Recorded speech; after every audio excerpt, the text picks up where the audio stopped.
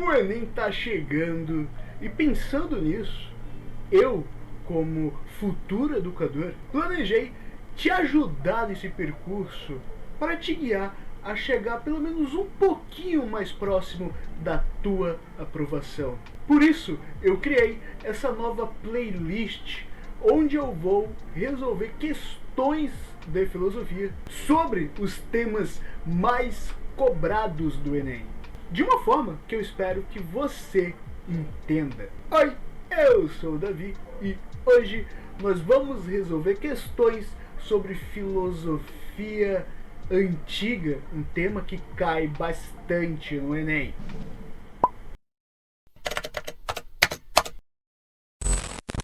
Então vamos lá, vamos começar. Eu trouxe aqui algumas questões de vários anos sobre o tema filosofia antiga, né? Porque é um dos temas que mais cai. Então, trouxe aqui uma questão de 2016. Você pode olhar aqui para esse texto, né, gigante, grande, e pensar, nossa, eu me assusto com o tamanho dos textos do Enem. Mas não se preocupa com esses textos, né? Muitas vezes esses textos só servem para te distrair ou para te atrasar. A dica que eu te dou é: pula ele por agora, ignora ele, tá? Ignora esse texto. Vai para o que a questão está pedindo. Porque muitas vezes você nem precisa do que está escrito aqui. A questão está pedindo o seguinte: o texto descreve argumentos dos primeiros pensadores, né, denominados pré-socráticos. E os primeiros pensadores são pré-socráticos. Né? Para eles, a principal preocupação filosófica era de ordem. Você precisa entender qual é a base do pensamento pré-socrático, tá? Caso você não entenda os pré-socráticos ou qualquer coisa do tipo, eu tenho um vídeo aqui no canal sobre os pré-socráticos, ele vai estar aqui no card. Então, vamos para as alternativas. A cosmológica, propondo uma explicação racional do mundo fundamentada nos elementos da natureza. Pronto, a gente já tem a nossa resposta, né? Porque qual era a preocupação dos pré-socráticos? Era explicar o mundo através dos próprios elementos da natureza, né? De forma racional. Era essa quebra com os mitos, né? Eles não tinham nenhuma preocupação política, eles não tinham nenhuma preocupação com a ética, com a estética ou com a hermenêutica. Era uma investigação realmente cosmológica, né? Era uma explicação racional da natureza, tá? Então perceba, a gente respondeu essa questão e ignorou completamente o texto. Você vai ganhar muito tempo no Enem fazendo isso, ignorando o texto e indo para a questão. Né? Percebeu? Um texto, a gente economizou muito tempo só indo para o que a questão vai pedindo. Então, respondemos. Resposta correta, letra A. Vamos para a próxima. Ó, uma questão de 2017. Tá? Vamos fazer a mesma coisa, vamos ignorar o texto e vamos direto para o que a questão está pedindo. O texto faz uma apresentação crítica acerca do pensamento de Demócrito. Demócrito, um pensador pré-socrático. Outra questão sobre, né, os pré-socráticos. Ou seja, esse texto aqui trouxe uma crítica. Né? Qual é a crítica? Não importa. Segundo o qual, o princípio constitutivo das coisas, ou seja, o que é esse princípio constitutivo? Né? É a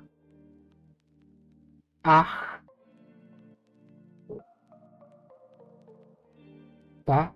Guarda essa palavra, arque, A-R-C-H-E ou A-R-Q-U-E, tá? Arque. Ou seja, o princípio constitutivo de todas as coisas é o arque.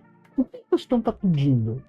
Qual é o arque, ou seja, qual é o elemento primordial que o Demócrito defendia? Vamos para as alternativas. Vou só apagar aqui. Vamos para as alternativas. Letra A. O número. Não, na verdade, o número é defendido por. Eu não vou nem escrever. Eu vou só colocar aqui. Por Pitágoras.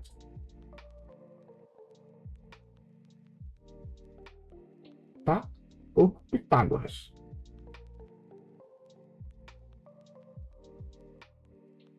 Letra B, o devir, que simboliza o constante movimento dos objetos.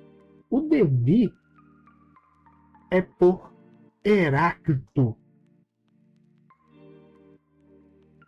Então, devir é de Heráclito. Então, a gente já sabe que A e B não são a resposta. Letra C, água. Não, a água é de Tales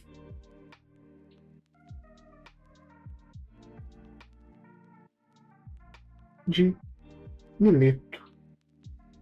A imobilidade que sustenta a existência do ser atemporal. A imobilidade, isso aqui é Parmênides.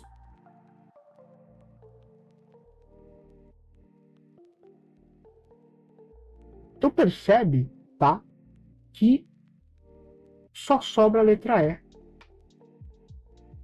O átomo, tá?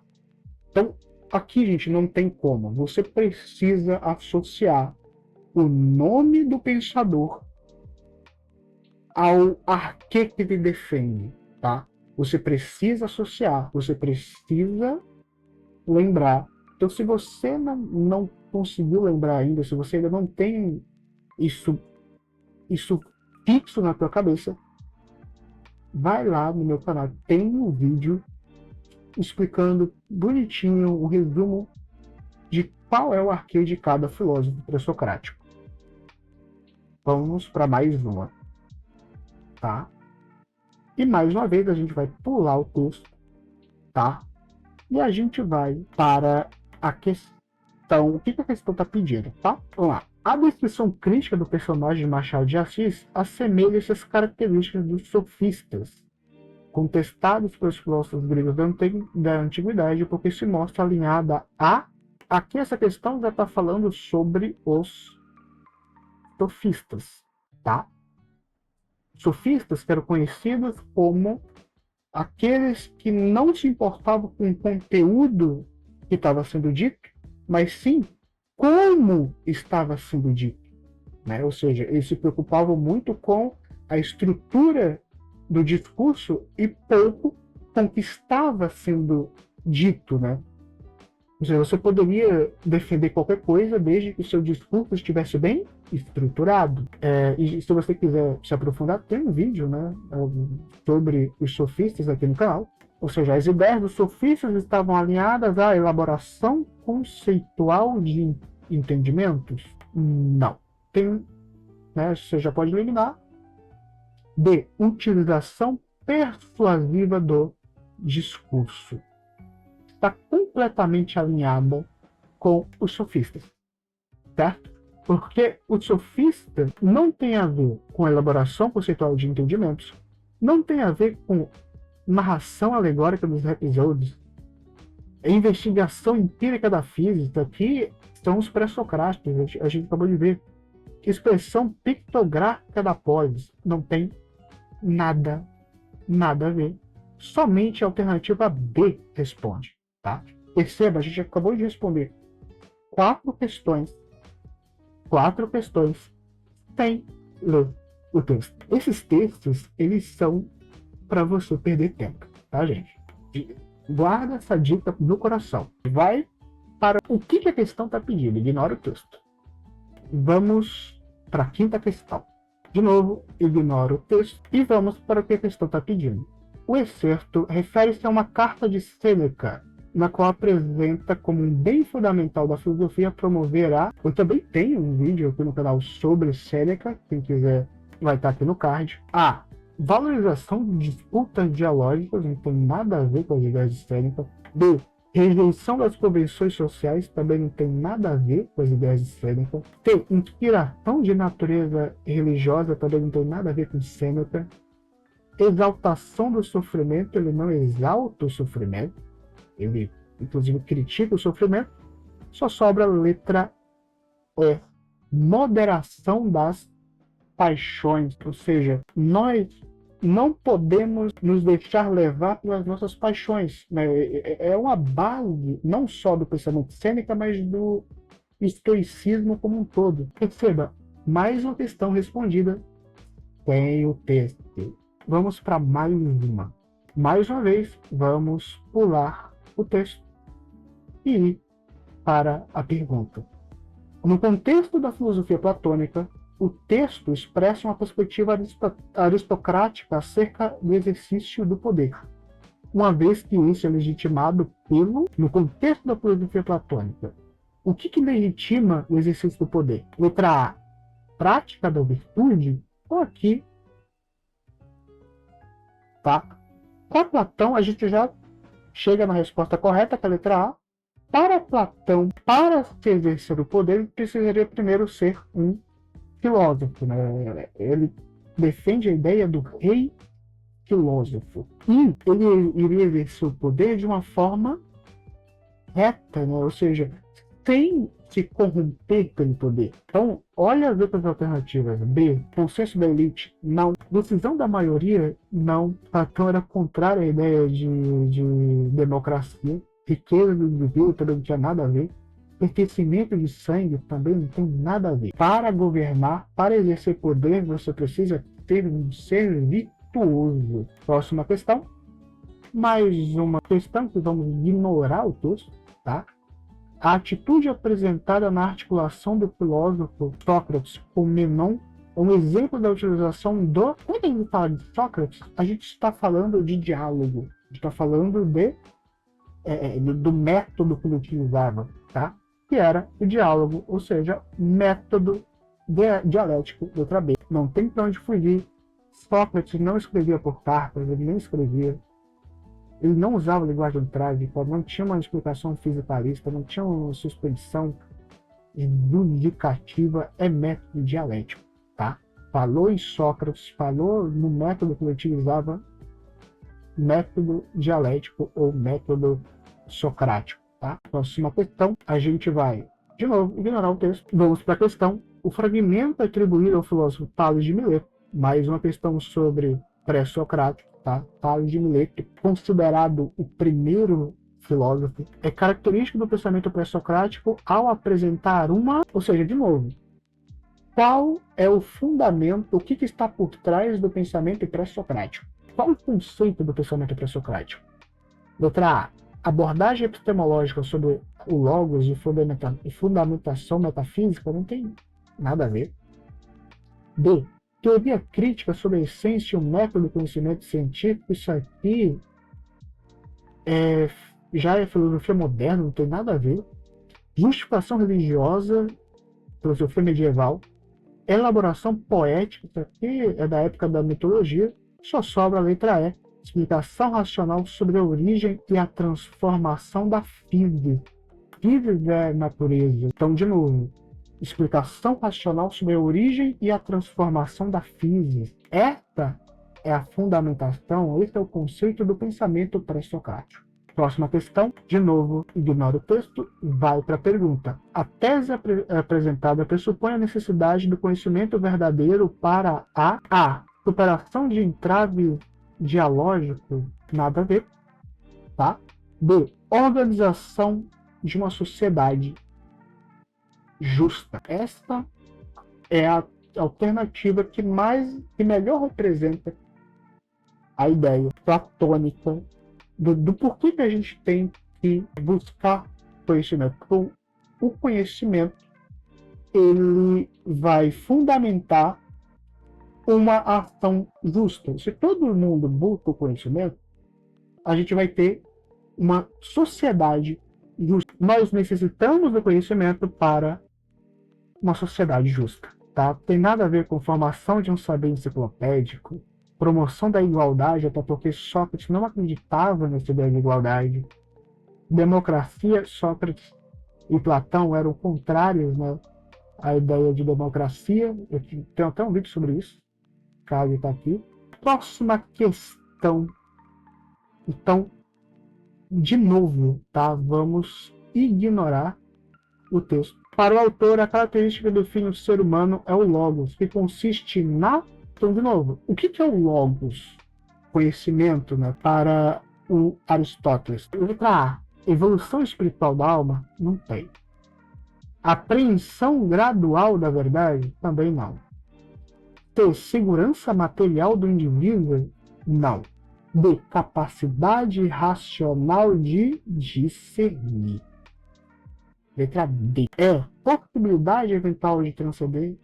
Não. Quando a gente fala da característica principal do ser humano, que é o logos, né, a gente está falando dessa capacidade de discernir, tá, de ter de ter esse conhecimento, tá, de saber o que é certo e o que é errado. Então, basicamente, essa referência que nós temos quando falamos de logos para Aristóteles. Então, de novo, outra questão sobre Aristóteles. A gente não precisa ler o texto, a gente só precisa saber o que é de Aristóteles, tá?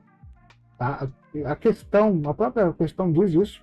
O texto aristotélico, ao recorrer à cosmogonia dos pré-socráticos, salienta a preocupação desses filósofos com a... Então, de novo, ele traz um texto de Aristóteles, mas a questão não é sobre Aristóteles, né? É uma questão sobre pré-socrático. Letra A. Mutação ontológica dos seres. Você pode olhar essa questão aqui e pensar, meu Deus, eu não entendi nada. Mutação ontológica dos entes, né? Dos entes. Eu até li errado. Não entendi nada. Mas você precisa entender uma coisa. Quando a gente fala mutação, deixa eu ver se eu consigo traçar uma certinha. Quando a gente fala de mutação, a gente está falando de mudança. A gente está falando de... Opa. Mudança.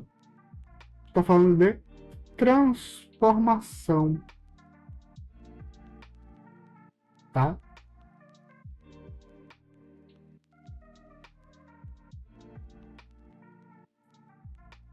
Essa mutação ontológica, quando a gente fala de ontologia, a gente está falando do... Quando a gente fala de ontologia, a gente está falando do ser, tá?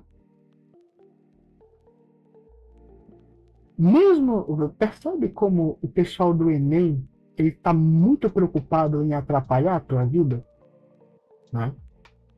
Quem faz essas provas, quem fez essa questão aqui estava na maldade. Por quê? O que ele quis dizer aqui? As coisas da natureza surgem e transformam, né? E é exatamente nisso aqui que se fundamenta o pensamento pré-socrático, né? Eles partem desse princípio de que as coisas mudam e se transformam. Por isso que eles buscam esse elemento primordial que deu origem a todas as coisas. Porque a partir deles surgiu todas as outras coisas. Mas, obviamente, eles não poderiam, né, colocar aqui as coisas mudam. Né? Tem que colocar aqui mutação ontológica dos entes. Né? Olhando as outras alternativas, alteração estética das condutas, não tem nada a ver com o pensamento pré-socrático. Transformação progressiva da ascese, não tem.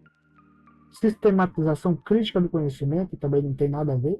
Modificação imediata da espiritualidade, também não tem nada a ver. É uma questão simples, porém, né, com termos complicados.